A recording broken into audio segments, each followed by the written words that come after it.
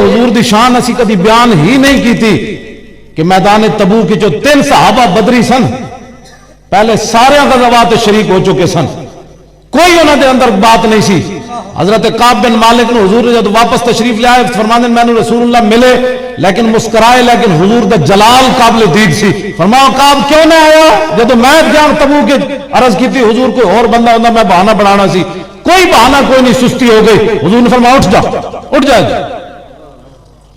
یہ پہلو کدی کسی دسے ہی نہیں کہ میرے آقا ناراض بھی ہوندے تے ہوندے بھی انہاں نال کہ امت پوری اوٹ پہاڑ جتنا سونا بھی خرچ کرے تے انہاں جڑا ایک جو تے مٹھ دتی نا رائے خدا وچ امت دے برابر نہیں ہو سکتی۔ حضور ناراض بھی انہاں نال ہوئے تے گل کتنی تو ہے 36,000 صحابہ تے موجود سن، لیکن تو کیوں نہ آیا؟ عرض کی تھی سستی ہو گئی، فرمایا اٹھ جا۔ 50 دن حضور نہیں بولے انہاں نال۔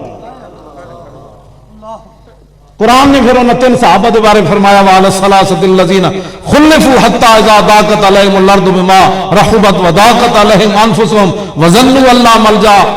اللہ نے فرمایا زمین تنگ ہو گئی انہوں 3 صحابہ، فرمایا انہوں نے زنانیاں بھی انہوں نے گھر چلی میکے چلیاں جان، انہوں نے کوئی میرا غلام بھی پورے مدینے گل نہ کرے۔